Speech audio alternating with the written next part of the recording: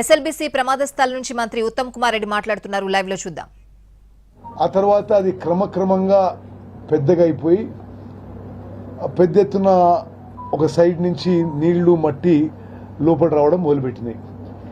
ఇది కొంత ప్రమాదకరంగా ఉందని చెప్పి ఆ టనల్ బోరింగ్ మిషన్ పక్కన కానీ వెనక ఉన్న మనుషులందరూ 60-70 మంది అందరూ కూడా బయటకు వచ్చేసారు. కానీ టనల్ బోరింగ్ ముందున్న మరి 2 ఇంజనీర్లు 6 లేబరు వారు అందులో 8 మందిలో 6 జయప్రకాష్ అసోసియేట్స్ వారి ఎంప్లాయీస్, 2 ఈ అమెరికన్ కంపెనీ రాబిన్స్ ఎంప్లాయీస్ వాళ్ళు అక్కడే స్టక్ అయిపోయారు. వాళ్ళు ఉన్న చోటు నుంచి ఇక్కడికి భారీ స్థాయిలో మట్టి నీళ్ళంతా వచ్చేసి కొంత టనల్ బ్లాక్ అయ్యే పరిస్థితి అవపడుతున్నది. అయితే ఇప్పుడు ముందుగా ఆడ లోపల మిస్సింగ్ ఉన్న 8 మందిని వాళ్ళని రక్షించడానికి మన ప్రభుత్వం అన్ని విధాలుగా చర్యలు తీసుకుంటున్నాము.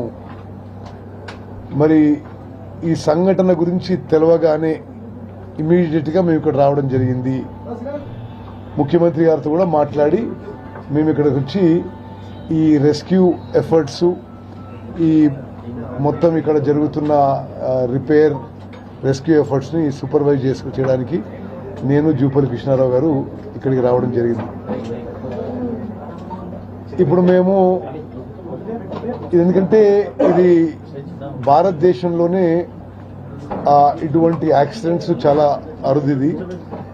మేము దేశంలో ఎక్కువ ఎక్స్పర్ట్స్ ఈ విషయం మీద, ఈ టనల్స్ విషయంలో ఎక్కువ ఎక్స్పర్ట్స్ని కూడా పిలిపిస్తున్నాం.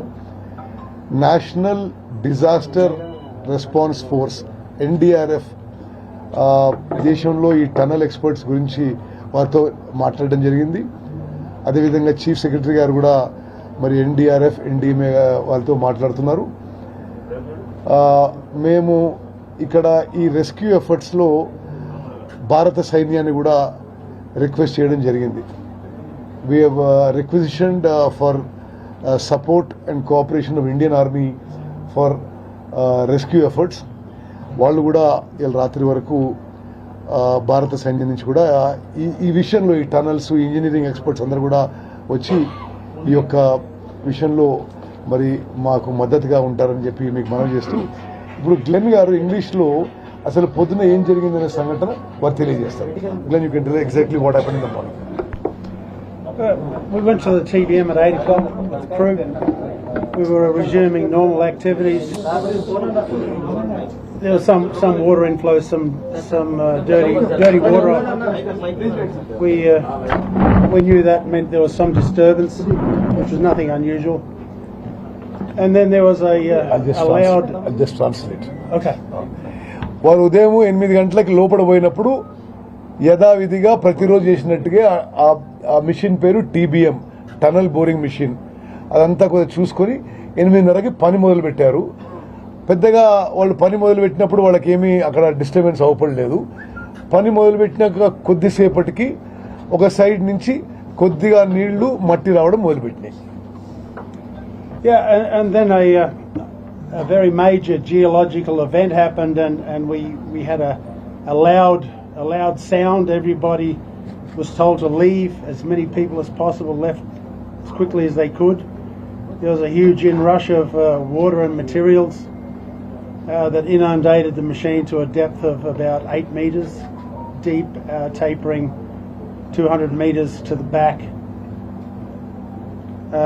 Following that, we made an inspection to see if any people were on the machine in trouble. We couldn't identify any people in need. Some 20 minutes later, we left, and 10 minutes after that, there was a major collapse, even worse. That's collapsed the machine, and the tunnel seems like 120 metres back from the face. So now our efforts are into getting back in there as quickly as we can and make all efforts to find the people. Okay, ఇప్పుడు వాళ్ళది కొద్దిగా మొదలైన ఆ మట్టి నీళ్లు లోపల రావడం పెద్ద ఎత్తున లోపల రావడం మొదలుపెట్టింది. 8 మీటర్ల వరకు కవర్ చేసినాయి. అప్పుడు వీళ్ళిగా ఇక లాభం లేదని అది మొదలైన 20 నిమిషాల లోపల ఉండి వీలైనంత మందిని వాళ్ళు బయటికి తీసుకురావడం జరిగింది. వాళ్ళు ఇది జరుగుతున్నప్పుడు పక్కన ఒక పెద్ద శబ్దం విన్నారు. అంటే కొంచెం జియోలాజికల్ డిస్టర్బెన్స్, అంటే ఆ టన్నల్ బయట ఏదో కొంత భూమిలో కదలికి వచ్చినట్టుగా వాళ్ళకి అనిపించింది. మరి వాళ్ళు బయటకు వచ్చారు. ఆ తర్వాత ఎంతమంది వాళ్ళు ఎంబడి తీసుకురాగలిగితే వాళ్ళు బయటికి తీసుకొచ్చారు. ఆ తర్వాత ఈ బోరింగ్ మిషన్ మీద ఉన్న వాళ్ళు వెనుకున్న వాళ్ళందరూ కూడా బయటకు వచ్చేశారు. బోరింగ్ మిషన్ ముందున్న వాళ్ళు కొంతమంది మిగిలిపోయినారు. వాళ్ళకి ఇప్పుడు రెస్క్యూ ఎఫర్ట్ చేయడానికి, వాళ్ళకి సేవ్ చేయడానికి మన ప్రభుత్వం పూర్తిగా ఆ పనిలో నిమగ్నమైనాం. ఓకే, సరే, అది వారు చెప్పిన విషయము. ఇప్పుడు మన ప్రభుత్వము ఆ 8 మంది ప్రాణాలు రక్షించడానికి సర్వశక్తులు వడ్డిస్తున్నాము. భారతదేశంలో ఈ టనల్స్ విషయంలో మొన్న ఈ మధ్య ఉత్తరాఖండ్ సంఘటన జరిగితే అక్కడ ఎవరైతే ఆ టన్నల్లో మనుషులు రెస్క్యూ చేయడానికి ఎక్స్పర్ట్స్ ఉన్నారో వారితో కూడా మాట్లాడడం జరిగింది. చీఫ్ సెక్రటరీ గారు కూడా మాట్లాడారు. మరి అదేవిధంగా రాష్ట్ర ప్రభుత్వం నుంచి మరి అధికారులందరూ కూడా ఇక్కడ ఉన్నారు. డిజాస్టర్ రెస్పాన్స్ వాళ్ళు ఉన్నారు, ఫైర్ సర్వీసెస్ వాళ్ళు ఉన్నారు, పోలీస్ శాఖ ఉంది, మరి ఇరిగేషన్ డిపార్ట్మెంట్ ఉంది. అదేవిధంగా అందరం కూడా ఈ ఒక కంబైన్డ్ ఎఫర్ట్గా, ఫస్ట్ ఎఫర్ట్గా ముందు 8 మంది ఎవరైతే స్టక్ ఉన్నారో లోపల వాళ్ళ ప్రాణాలు రక్షించే పనిలో ఉన్నాం. ఆ తర్వాత తదుపరి విషయం మరి అది ఏ విధంగా ముందుకు పోవాలో తర్వాత ఆలోచన చేస్తాం. ఆ list you have Karan sir.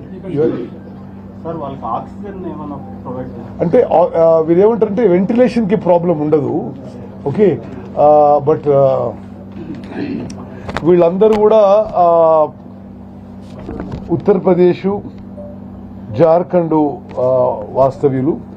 ఒక ప్రాజెక్ట్ ఇంజనీరు, ఒక ఫీల్డ్ ఇంజనీరు, ఒక 4 లేబరు జార్ఖండ్ నుంచి వాళ్ళు ఈ జయప్రకాష్ అసోసియేట్స్ కంపెనీలో ఇక్కడ పనిచేస్తున్నారు. అదేవిధంగా ఈ అమెరికన్ కంపెనీ రాబిన్స్ కంపెనీలో ఒక ఆయన జమ్మూ అండ్ కాశ్మీర్ నుంచి, ఒక ఆపరేటరు, మిషన్ ఆపరేటరు, ఇంకో ఆయన పంజాబ్ నుంచి.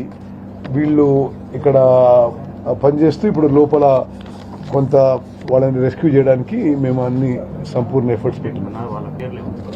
పేర్లు లిస్ట్ ఇస్తాను మీకు. ఓకే, అజయ్ వీళ్ళ పేర్లు లిస్ట్ ఇవ్వండి వాళ్ళకి. 2 ఇంజనీర్లు ఉన్నారు, 2 మిషన్ ఆపరేట్ చేసే వాళ్ళు ఉన్నారు, 4 లేబర్ ఉన్నారు. ఇండియన్ నేషనల్స్ వాళ్ళు ఉత్తరప్రదేశ్, నార్త్ ఇండియన్స్, ఆ జయప్రకాష్ అసోసియేటెడ్ కంపెనీ ఎంప్లాయీస్ వాళ్ళు.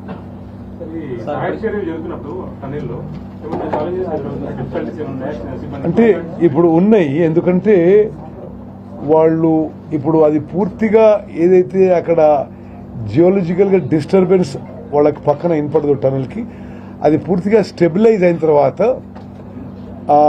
ఇప్పుడు రెస్క్యూ ఎఫర్ట్స్ మొదలు పెడదామని చెప్పి ఆలోచన చేస్తున్నాము. అయితే సరే 14 కిలోమీటర్ల లోపల కాబట్టి there will be some challenges. We're getting the best tunnel experts in the country to oversee the rescue efforts. అంటే మామూలుగా టన్నెల్ తవ్వకం జరిగినప్పుడు రాక్ బోల్టింగ్ చేసుకుంటూ వెళ్తారు, అట్లాంటిది ఏమన్నా? ఎస్, అది చేసుకుంటూనే వెళ్తున్నారు. అయితే ఎక్కడో అంటే అది మనం తర్వాత ఆలోచన చేద్దాం, అది ఆ సైడ్ నుంచి ఎందుకు ఆ క్రాక్ అయిందో. మీరు చెప్పేది ఏంటంటే ముందు చాలా చిన్నగా మొదలైంది అది, మట్టి కానీ నీళ్ళు రావడం. వాళ్ళు ఉన్న సమయంలోనే అర్ధ గంటలోనే టన్నల్ ఒక సైడ్ నుంచి డ్యామేజ్ అయ్యి లోపలికి వచ్చింది.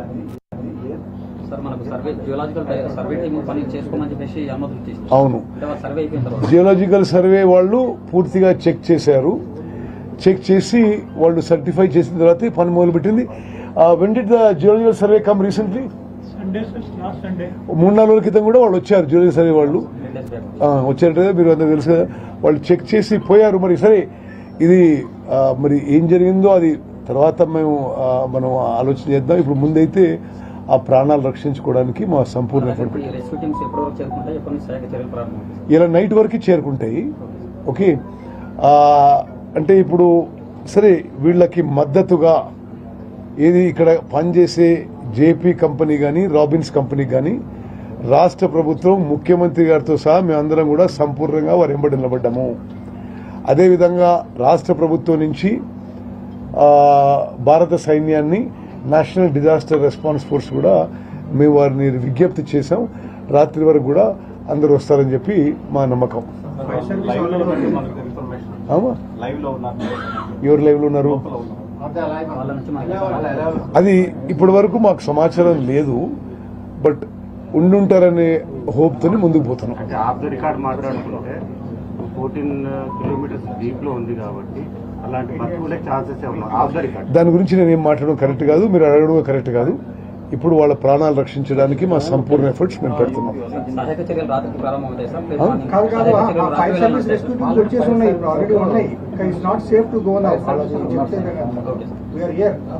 వారు జీవి నారాయణరావు గారు, వారు state fire services and director disaster response director. ఈరోజు మేమందరం కలిసి ఇక్కడికి వచ్చినాం.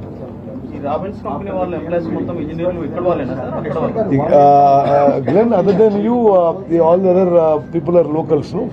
Yeah, we have an electrical technician, PLC Electrical, as well as myself. The others are all local. వీరు వారు ఇక్కడ ఇన్ఛార్జ్, ఇక్కడ మొత్తం 5 ఏళ్ళ నుంచి ఇక్కడే ఉన్నారు. వారు వాళ్ళ ఎలక్ట్రికల్ టెక్నికల్ పర్సన్ కూడా అమెరికన్స్. తత్తిమూళ్ళందరూ కూడా వాళ్ళు లోకల్ పెట్టుకున్నారు. ఇండియన్స్.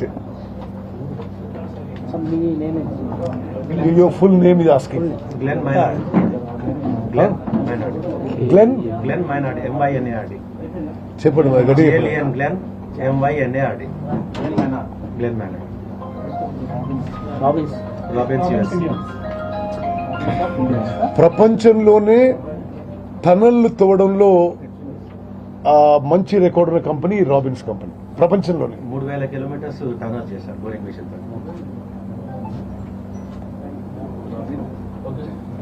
నీటి కూడా ఎక్కువ అయిపోవడం వల్లనే అక్కడ బాగా సిమెంట్ సెగ్మెంటేషన్ లో ఉన్న రాక్ బోల్డ్ కూడా పైన అంతా తడిసిపోయేసి అది బాగా మట్టి బాగా బురద అయిపోవడం వల్ల రాక్ బోల్డ్ ఊడిపోయి సెగ్మెంట్స్ పడిపోవడం వల్ల ఇది జరిగింది. 4 years నుంచి నీటి కూడా జరుగుతూనే ఉంది.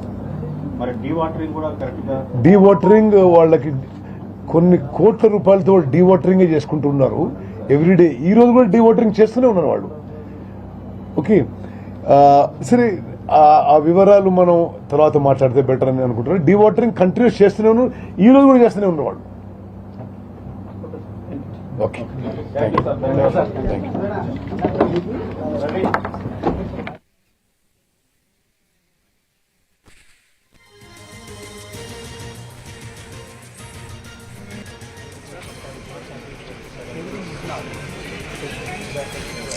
నా ఫోన్ ఎవరిది?